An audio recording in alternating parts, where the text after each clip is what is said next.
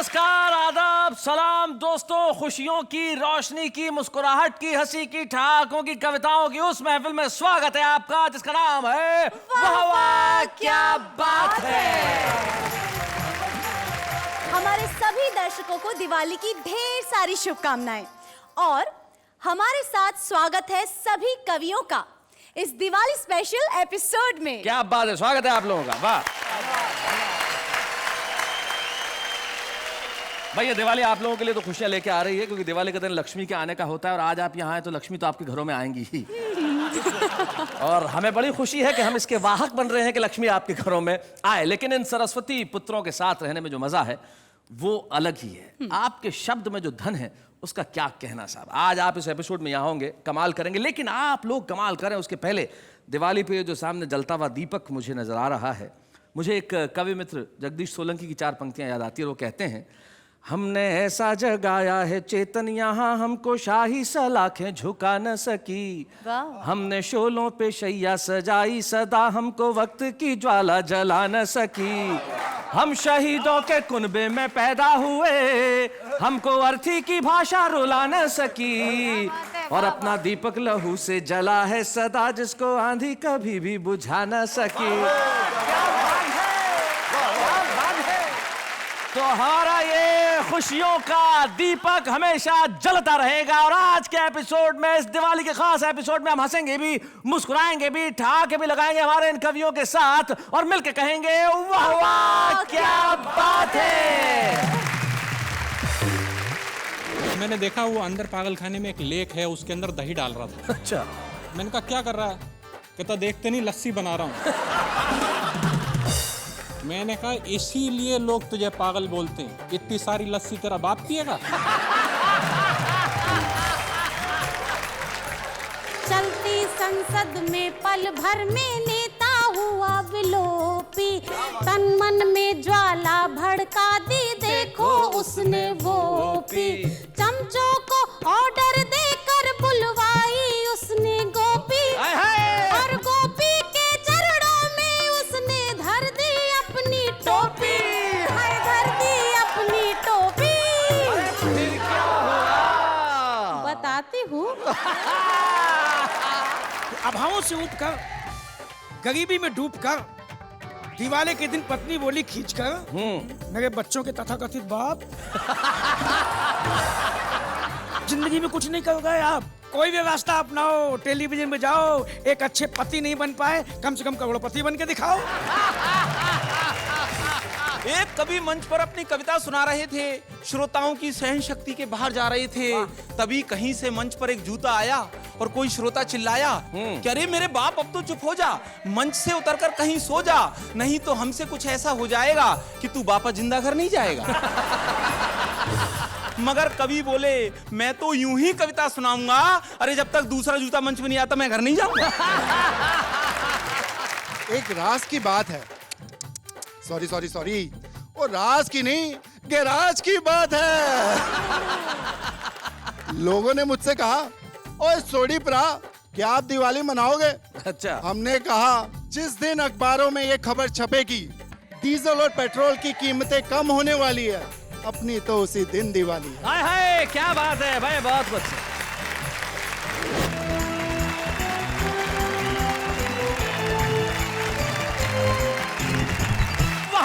क्या बात है। मैं जानता हूं कि तमाम लोग इस वक्त इंतजार कर रहे हैं कि हमारी महफिल की शुरुआत कब हो। महफिल की शुरुआत तो हो चुकी है, हमारे मित्र हमारे साथ हैं।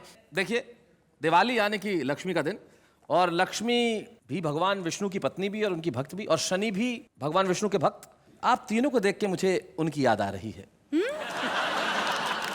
जैसे लक्ष्मी भी है, लक्ष्मी का वाहन भी है, और शनिदेव स्वयं है। क्या बात है, वाह। मुजावर भाई, मैं कतई नहीं कहूंगा कि मुझे आपको देख के लक्ष्मी के वाहन की याद आ रही है, और आपकी दाढ़ी को देख के और आपके भव्य स्वरूप को देख के मैं ये नहीं कहता कि आप शनि है, लेकिन आप निश्चित तौर पे लक्ष्मी स्वरूप आया है। ममता जी, आपका बहुत बहुत स्वागत है हमारे बीच में। सबसे पहले जो हमारे साथ में बैठे हैं, जिन्होंने लाल रंग का शानदार जैकेट पहना हुआ है और अमिताभ बच्चन साहब ने अभी 70वां जन्मदिन मनाया अपना। हाँ हाँ, भाई, पूरा ये देश भी जानता है। आप इनकी अवस्था देख के मत समझिए कि डॉक्टर अवस्थी जवान है। हाँ हाँ, डॉक्टर अवस्थी भी उम्र के लिहाज से कहीं आसपास ही होंगे, लेकिन देखिए क्या इनका चमक है। वाह वाह। डॉक्टर अवस्थी, आपको इस उम्र में इस कन्या के मुंह से ये सुनने को मिल गया कि चमक है, तो अब तो और 10 साल आप बूढ़े नहीं होने वाले। जैकेट डॉक्टर सुरेश अवस्थी हमारे बीच में है, जो कानपुर से आते हैं, बड़े प्रखर व्यंग्यकार हैं और हाथ में माइक लेने को कुछ कहने को बेताब है। कहिए जो चमक कही गई है, जी। आज मैं पूरे अंतरराष्ट्रीय सम्मान के साथ सोऊंगा। और मेरी दिवाली तो आज से ही शुरू हो गई। वाह वाह वाह वाह, क्या बात है। डॉक्टर सुरेश अवस्थी के पास में आगरा से हमारे बीच में आई ममता शर्मा, जो बेहद खूबसूरत अंदाज से अपने गीत पढ़ती हैं और बहुत अच्छा लिखती हैं। उनके छंद, उनकी गजलें, उनके गीत और उनकी पैरोडीज, तमाम चीजों पे उनकी पकड़ बड़ी कमाल की है। और अभी हाथ बांध के वो इस तरह से बैठी हुई हैं, एक खोल देती है। नमस्ते किया। डॉक्टर ममता शर्मा हमारे साथ है आगरा से। डॉक्टर मुजावर मालेगावी ने एक कसम खा रखी है कि जब जब कैमरा सामने आएगा तभी उसी दिन वो बाल बनाएंगे। और आज आपने बड़े सलीके से अपने बालों में कंघी की है और क्या खूबसूरत नजर आ रहे हैं माशाअल्लाह मुजावर साहब। बहुत बहुत शुक्रिया भाई। क्या बात है। अभी मैंने डॉक्टर सुरेश अवस्थी कहा, ममता शर्मा का, और डॉक्टर मुजावर मालेगावी का। अब मुजावर साहब न तो कोई एलोपैथी या होम्योपैथी के डॉक्टर है, ना पीएचडी है, तो लेकिन देखिए चिकित्सक तो वही होता है जो लोगों के जीवन में खुशियां लेके आए। तो अब ये जीवन में जब लोगों की खुशियां बांट रहे, तो इनसे बड़ा डॉक्टर कौन? डॉक्टर मुजावर मालेगावी। वाह वाह। हैदराबाद से हमारे बीच में आए हैं, मूलतः बरेली के रहने वाले हैं, पंजाबी इनकी मातृभाषा और हिंदी में कविताएं लिखते हैं। भाई सरदार तुक तो वाह, कमाल है भाई, क्या वाह वाह। बात है। उनके पास भी जो बैठे हैं वो भी दूध से कम नहीं है। यम आपने ये यम दूध वाला कहा या इन्हें देख के यम यम यम्मी वाला कहा? क्योंकि इन्हें देख के अक्सर कई खाद्य पदार्थों की याद आ जाती है, जैसे कि लड्डू, हाँ। जैसे कि चकली, जैसे कि आलू। लेकिन बड़े ही खूबसूरत कवि हैं। और हमारे हास्य के क्षेत्र में एक ऐसा कवि, महाभारत के काल में एक संजय हुआ करते थे। संजय मन की आंखों से देखना जानते थे। ये संजय भी मन की आंखों से उन कविताओं को ढूंढ लेता है जो लोगों के जहन में बसती है। संजय क्या झाला। बात है। अंत में ये विवादास्पद ढांचा, एक मिनट खड़े हो जाओ भाई साहब। विवादास्पद ढांचा। जी जी, ये इसलिए कि ये कभी भी ढह सकता है। देखो बैठ गया, ये तुरंत बैठ गए हैं। लेकिन बड़े कमाल के कॉन्फिडेंस के कवि हैं साहब। इसे आत्मविश्वास कहते हैं। वजन इनका 42 किलो और नाम है दिग्गज। क्या बात है। दिनेश दिग्गज भाई, क्या बात है। तो हमारे साथ हमारे सभी मित्र आज यहाँ एकत्रित हैं, जो इस दिवाली एपिसोड में ऐसा धमाल करने वाले हैं कि आप करोड़ों दर्शक घरों में बैठ के कहेंगे, वाह वाह क्या बात है। मैं जानता हूं कि दुनिया में इतने गम हैं, इतने तनाव हैं, इतनी परेशानियां हैं कि वहां सिर्फ एक ही चीज है जो आपको गमों से निजात दिला सकती है, और वो है कविताएं। और आपकी खुशी को बढ़ाने के लिए मैं चाहता हूं कि असरदार प्रारंभ हो, और असरदार प्रारंभ के लिए हमारे पास सरदार तुक तुक है। क्या तो बात जोरदार है? तालियों से हम स्वागत करें सरदार तुक तुक का।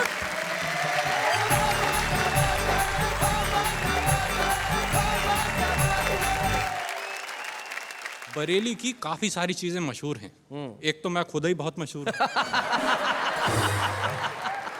फिर बरेली का सुरमा बहुत मशहूर है जी। बरेली का झुमका बहुत मशहूर है। हाँ। और एक बरेली का पागल खाना बहुत मशहूर है। नहीं, अभी ममता जी आगरा से आई हैं, ये मेरे को बोल रही थी कि नहीं नहीं आगरा का पागल खाना बड़ा है, पर मेरा फर्स्ट हैंड एक्सपीरियंस है। बरेली के पागल खाने में फैसिलिटीज बहुत हैं। अच्छा। नहीं, जिसने एक्सपीरियंस किया है उसको ज्यादा मालूम होगा। आप लोग ये मत समझें कि मैं वहां पे रहता हूँ, नहीं, मैं आता जाता रहता हूँ। मेरा एक फ्रेंड है वहाँ। हाँ। तो एक दिन मैं उससे मिलने गया तो मैंने देखा वो अंदर पागल खाने में एक लेक है, उसके अंदर दही डाल रहा था। अच्छा। मैंने कहा क्या कर रहा है? कहता देखते नहीं लस्सी बना रहा हूँ। मैंने कहा इसीलिए लोग तुझे पागल बोलते हैं, इतनी सारी लस्सी तेरा बाप पिएगा?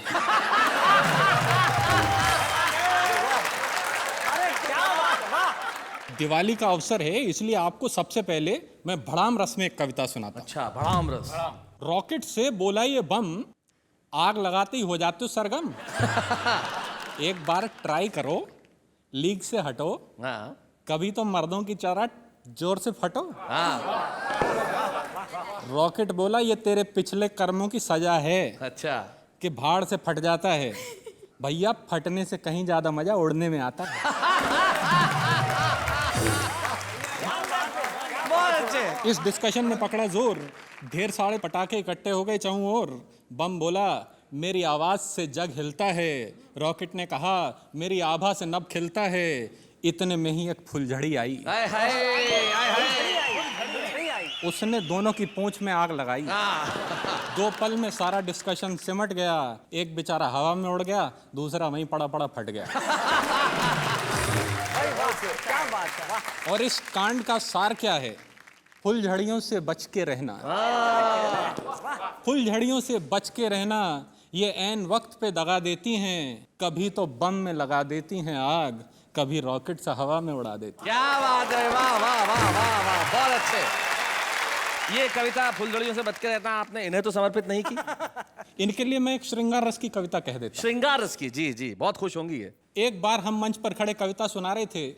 श्रोता श्रृंगार रस में डूबे जा रहे थे। अच्छा। हमारे कंठ से कविता कामनी बही जा रही थी, परंतु हमारी नजर पहली पंक्ति के आगे नहीं बढ़ पा रही थी। अच्छा। क्योंकि पहली पंक्ति में बैठी एक बाला बार बार हमें देखकर मुस्कुरा रही थी हाय हाय हाय हाय। और लगातार अपनी सैंडल सहला रही थी। जब काफी देर तक ये प्रक्रिया नहीं रुकने पाई तो हमारी अंतरात्मा जोर से चिल्लाई। हमने कहा हे देवी, क्यों सेंटर की पॉलिसी अपना रही हो? ऊपर से मुस्कुरा रही हो, नीचे से चप्पल दिखा रही हो। हाँ। अरे अगर खुंदक आ रही है तो खुंदक उतारो, चप्पल उतारो और दे मारो। वो बोली कविवर आप व्यर्थ ही घबरा रहे हैं, शायद मेरा व्यवहार समझ नहीं पा रहे हैं। आपके श्रृंगार रस में गोते लगा रही हूँ, इसलिए बार बार मुस्कुरा रही हूँ। और मेरे पति कहीं गोते ना लगाने लगे, इसलिए ये सैंडल सहला रही हूँ। भाई बहुत अच्छे। पसंद आई आपको? हाँ हाँ, बहुत अच्छी है। दूसरी वाली आपको नहीं समर्पित करूंगा। नहीं कीजिए, नहीं, बड़े मैंने स्पोर्टिंग ऐसे- है। आप पहले सुन लीजिए, उसके बाद कहिएगा आपको चाहिए समर्पण कि नहीं चाहिए। एक बार हास्य कवि सम्मेलन में जब हमने श्रृंगार की कविता सुनाई तो एक कवित्री हमारे पास आई। बोली जब कविता लिखनी नहीं आती है तो क्यों कविता पे जुल्म ढाते हो? हाँ। मेरी चोटी को भैंस की पूंछ बताते हो? और ये कविता तुमने किस मुहूर्त में रची है? मेरी उपमा देने को भैंस ही बची है। मैंने कहा देवी जी, मुझे अभी अभी आपके दिमाग में बसी गलतफहमी दिखी है। मैडम ये कविता मैंने आप पे नहीं भैंस पे लिखी है।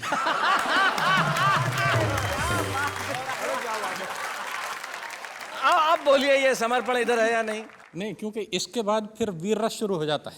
सो आपको वीर रस की एक कविता सुनाता हूँ। जी। रात के 11 बजे थे। रात के 11 बजे थे। रात के 11 बजे थे।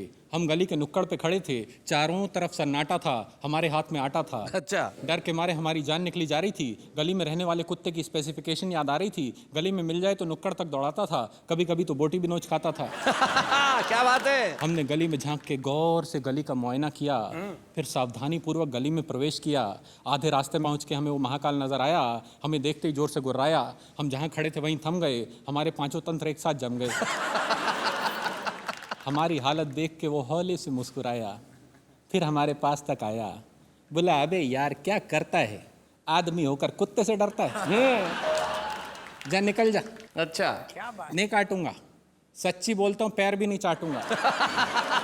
हमने कहा कुत्ता जी, आप तो शक्ल से ही जेंटलमैन नजर आते हैं। लोग बेकार में आपके बारे में उल्टी सीधी उड़ाते हैं और आपका नेचर तो इतना आला है। बोला चुप बे, इलेक्शन आने वाला है। वाह वाह वाह वाह, क्या बात।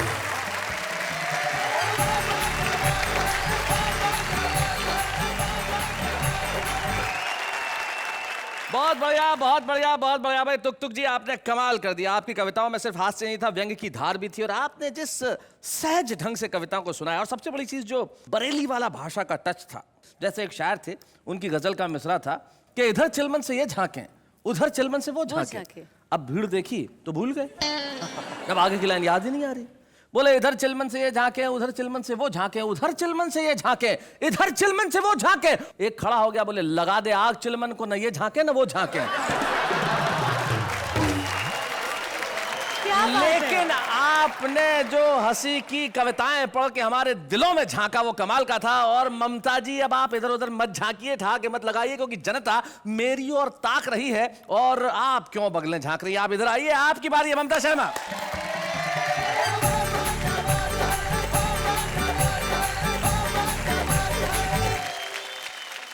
दिवाली नज़दीक आ रही है।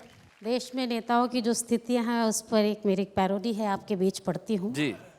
कि नेता गिरा रे आहा, वोटों के बीच बाजार में, नेता गिरा रे आहा। वोटों के बीच बाजार में, नेता गिरा, नेता गिरा, नेता गिरा, हाय हाय हाय, नेता गिरा रे वोटों के बीच बाजार में, नेता गिरा रे। पंक्तियां देखेगा कि आए नेता 5 बरस में घर में चोरी चोरी, आए नेता 5 बरस में घर में चोरी चोरी, जनता से बोला जितवा दे खेलेंगे फिर होरी, जनता बोली वोट तो ले ले राहत दे दे थोड़ी, जनता बोली वोट तो ले ले राहत दे दे थोड़ी, अरे लेकर वोट कसाई ने भर लीनी खूब तिजोरी, भर लीनी खूब तिजोरी। फिर क्या हुआ? फिर नेता गिरा रे कि नेता गिरा रे नोटों के फुल अंबार पे, नेता गिरा रे नोटों के फुल अंबार पे, नेता गिरा रे वोटों के बीच बाजार में, क्या बात है? नेता गिरा रे। अगली पंक्तियों में आप लोग आनंद लेंगे कि चलती संसद में पल भर में नेता हुआ विलोपी, चलती संसद में पल भर में नेता हुआ विलोपी, तन मन में ज्वाला भड़का दी देखो उसने वो पी, तन मन में ज्वाला भड़का दी देखो उसने वो पी, चमचों को ऑर्डर देकर बुलवाई उसने गोपी, चमचों को ऑर्डर देकर बुलवाई उसने गोपी, और गोपी के चरणों में उसने धर दी अपनी टोपी, हाय धर दी अपनी टोपी। अरे फिर क्या हुआ? बताती हूँ। फिर नेता गिरा रे पायलिया की झंकार पे, नेता गिरा रे पायलिया की झंकार पे, नेता गिरा रे वोटों के बीच बाजार में, नेता गिरा रे। अंतिम पद जी।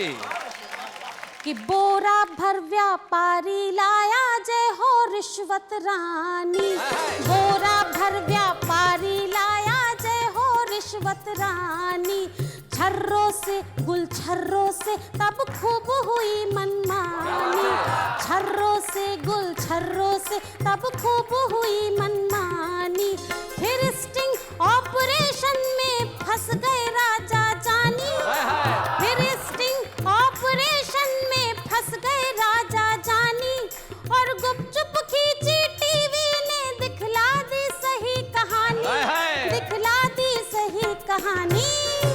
फिर क्या हुआ? फिर नेता गिरा रे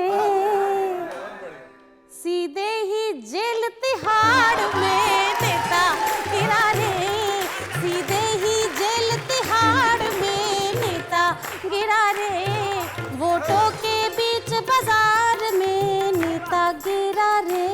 क्या बात है, वाह वाह वाह वाह वाह।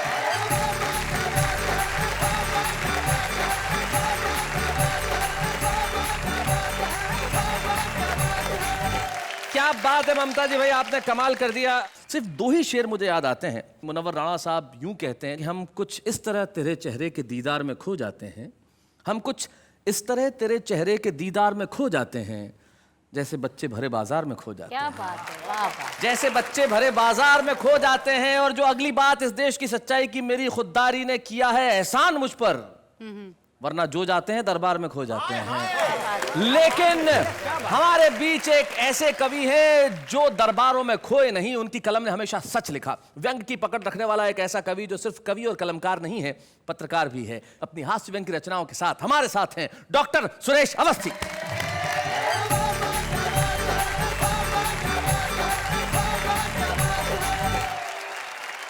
पहले मैं प्रेम को परिभाषित करने की कोशिश करता हूँ। और अब तो आप परिभाषित ही कर सकते हैं।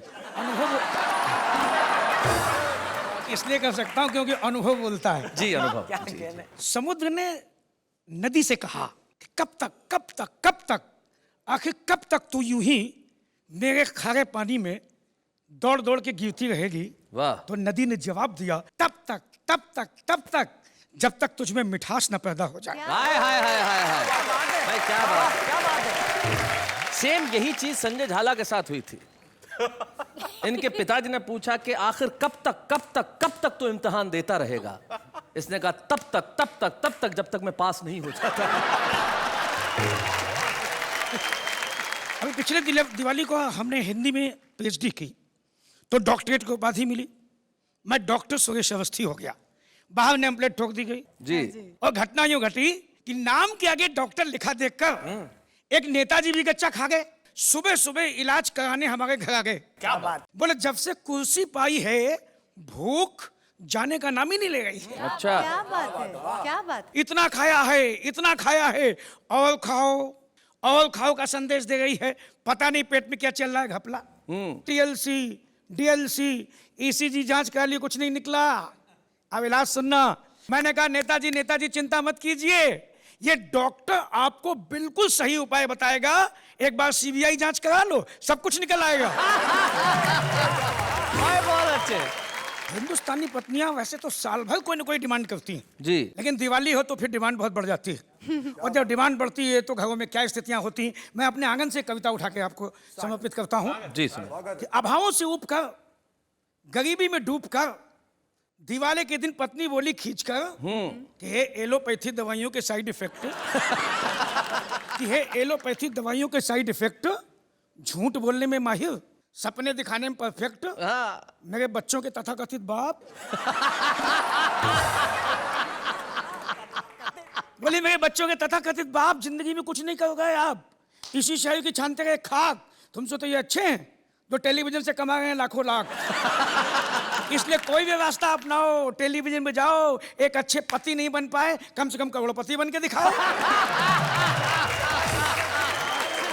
भाई बहुत बढ़िया डॉक्टर। तो मैंने कहा है मेरी जिंदगी के कुकर की सनसनाती हुई सीटी, रातों की ट्यूबलाइट दिन की अंगीठी। क्या बात है। मुझे मालूम है कि कविताएं सपनों को हकीकत नहीं बना सकती। वाह वाह वाह। वो बेटियों का दर्द चाहे जितना गा लें लेकिन उनके लिए दहेज का सामान नहीं जुटा सकती। भाई वाह वाह वाह, क्या बात है भाई, बहुत खूब। और ये वीर रस की कविताएं मंचों पर चाहे जितना आग लगाएं लेकिन घर का बुझा हुआ चूल्हा नहीं सुलगा पाती हैं।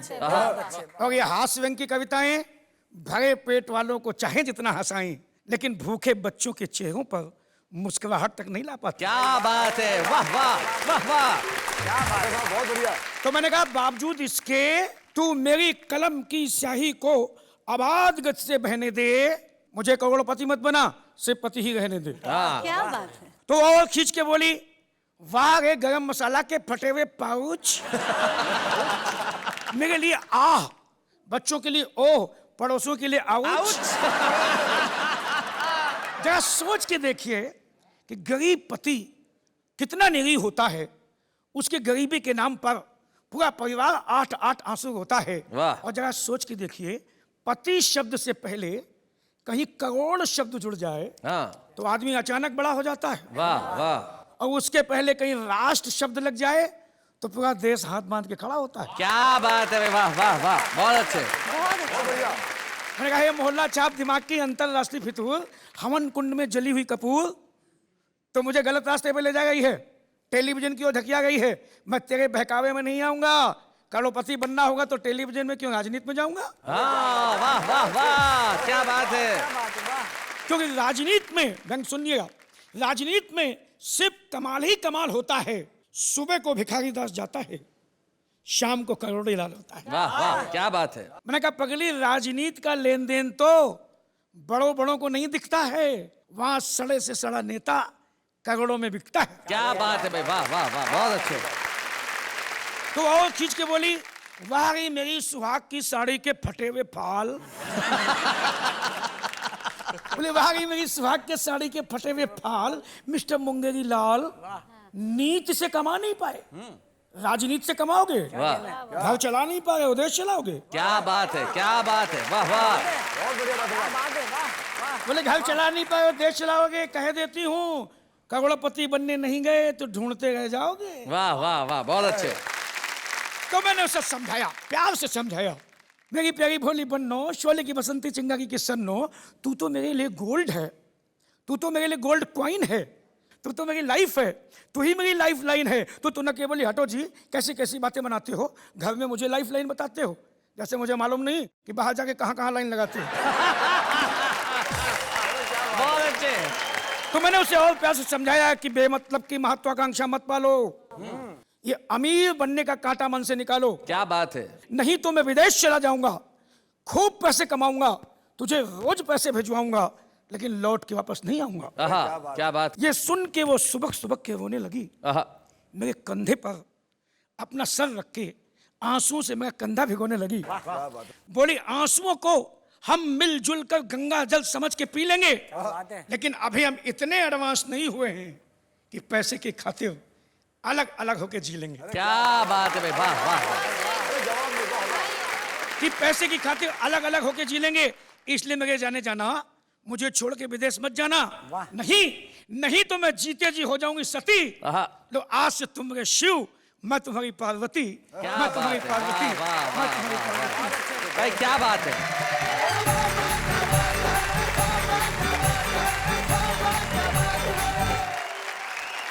क्या बात है डॉक्टर साहब, सुहाग की साड़ी के फटे हुए फॉल, गरम मसाले के पाउच, हाँ? मेरे लिए आह, बच्चों के लिए ओह और पड़ोसियों के लिए आउच। ये पड़ोसियों के लिए आउच क्यों है? हाँ, मैं अपनी पत्नी के साथ अपार्टमेंट में चढ़ रहा था जी, पड़ोस के अपार्टमेंट में झगड़ा होने की आवाज आ गई थी। अच्छा। पत्नी दोनों झगड़ गए थे। मेरी पत्नी मुझसे कहा कि दोनों लड़ गए, एक बार आप वहां जाते क्यों नहीं? मैं गया था इसके पहले 2-3 बार, ये उसी का नतीजा है। क्या बात है भाई डॉक्टर सुरेश अवस्थी। लेकिन जिस तरह से बताया कि करोड़पति बनने के लिए राजनीति में चले जाइए, तब मुझे माणिक वर्मा जी की सिर्फ एक पंक्ति याद आती है। वो कहते हैं कि समय समय की बात है और समय समय का योग, लाखों में बिकने लगे 2 कौड़ी के लोग।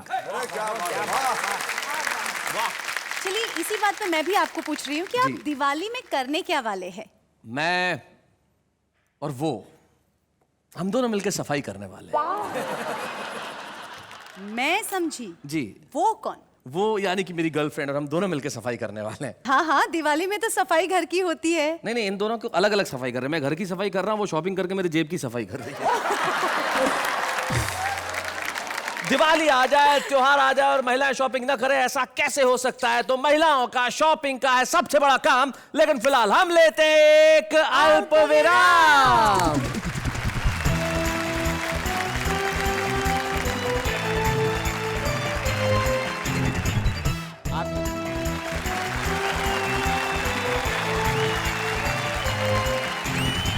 हम लौट आए हैं हंसी और ठाकों की उस महफिल में जिसका नाम है वाह वाह क्या बात है।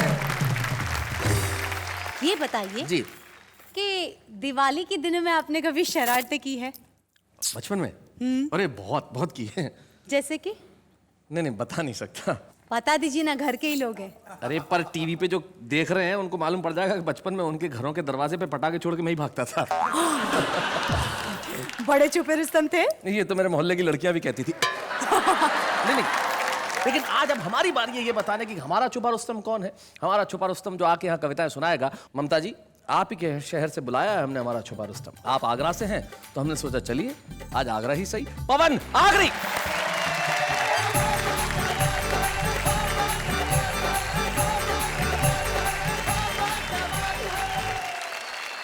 आप सभी को दीपावली की बहुत बहुत शुभकामनाएं।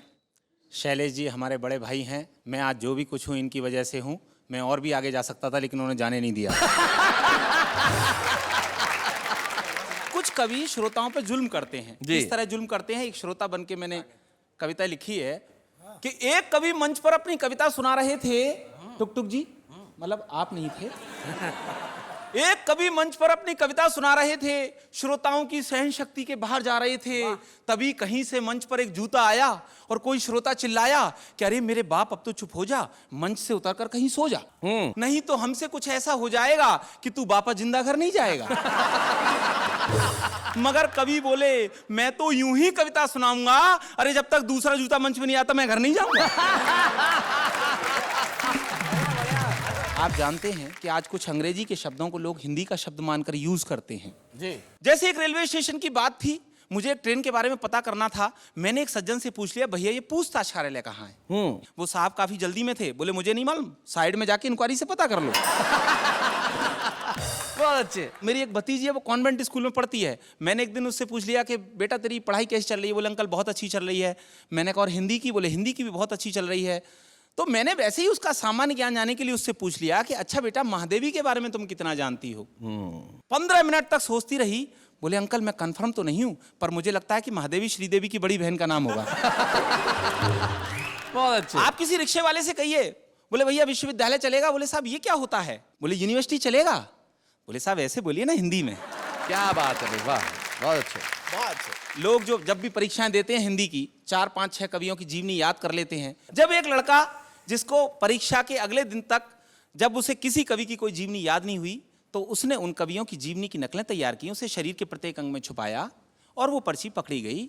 मैं कविता शुरू करता हूं जी, बताइए। कि बोर्ड की परीक्षा का सालाना सत्र, हिंदी का आया प्रश्न पत्र, सभी परीक्षार्थी पेपर हल कर रहे थे, कुछ अकल से और कुछ नकल कर रहे थे। तभी एक छात्र ने छोटी सी पर्ची निकाली, उस पर कुछ उड़ती सी नजर डाली, लेकिन निरीक्षक की नजर से वो बच नहीं पाया। उसने उस छात्र से उस पर्ची को छुड़ाया और पर्ची को पढ़कर तो उसके छक्के छूट गए, हिंदी के कवियों के भाग्य फूट गए। उस पर्ची में लिखा था कि कबीरदास जी मोजे में, सूरदास जी बाह में, तुलसीदास बेल्ट में, बिहारी लाल पाँव में, महादेवी आस्तीन में, पंत जी अगल में, प्रसाद जी कॉलर में, नलाल जी बगल में। क्या बात है। और शेष के लिए एक छोटी सी पर्ची घड़ी के डायल में, जिसमें हिंदी साहित्य का इतिहास मिल जाएगा। और नकल करते यदि पकड़ा गया तो एक बड़ा नोट पीछे की जेब में जिसे पाकर निरीक्षक खिल जाएगा। क्या बात है, बहुत अच्छे। हमें देखकर उस लड़के की बुद्धिमत्ता पर बड़ा आश्चर्य हुआ कि देखो ये लड़का कितना दूरदर्शी है। अरे हम सबसे ज्यादा मर्मस्पर्शी है। यदि अब बड़ा होकर कुछ नहीं बन पाया तो जरूर यह नेता बनेगा और हम जैसे शिक्षित बेरोजगारों का प्रणेता बनेगा। यह देखते ही देखते हमसे बहुत दूर निकल जाएगा और हम जैसा युवा इस शिक्षा की चक्की में पिसता ही रह जाएगा। क्या बात है, वाह वाह वाह वाह। बहुत अच्छे पवन, बहुत बढ़िया सुनाई आपने कविता। इसमें व्यंग के सरोकार थे। हमारे एक मित्र हैं, वो कहते हैं कि मैंने आज तक अपनी लाइफ में एक भी वर्ड इंग्लिश का यूज नहीं किया। एक भी वर्ड इंग्लिश का यूज नहीं। ये हमारी भाषा की स्थिति है, लेकिन आपने उस भाषा के हमारे सरोकारों पे व्यंग किया और आप एक छुपे रुस्तम के तौर पर यहाँ आए। आज जो एक प्रोत्साहन चिन्ह आपको हम प्रदान कर रहे हैं, वाह वाह क्या बात है कि मंच से आप कल सारी दुनिया में अपनी पताका फहराएंगे। हम बड़े खुश हैं आपको ये प्रोत्साहन चिन्ह देते हुए। पवन आगे।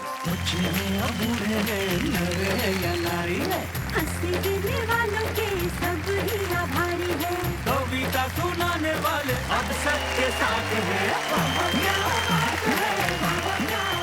एक साहब एक साइकिल की दुकान पे गए और वह जाके कहने लगे कि मेरी द्विचक्र वाहिनी के अग्र चक्र में वायु का प्रवाह अत्यल्प हो गया है, कृपया अपने वायु ठूसक यंत्र से इसमें कुछ वायु प्रवाहित कर दें। उसे सिर्फ इतना सा कहना था, हवा भर दे। लेकिन जिंदगी में बहुत कुछ बाकी है दीपावली के अवसर पे। एक बात आप मुझे बताइए कि आगे का सेगमेंट क्या है? अभी बहुत कुछ होने वाला है। मैं जानता हूं कि आप ये नहीं, देश की जनता भी इंतजार कर रही है कि क्या होगा। बहुत कुछ होने वाला है। हमारे साथ आ रहे हैं एक सेलिब्रिटी गेस्ट, हमारे मित्र। वो क्या क्या करेंगे हम बताते हैं। अभी नहीं बताऊंगा उनका नाम, क्योंकि अभी हम ले रहे हैं एक अल्प विराम।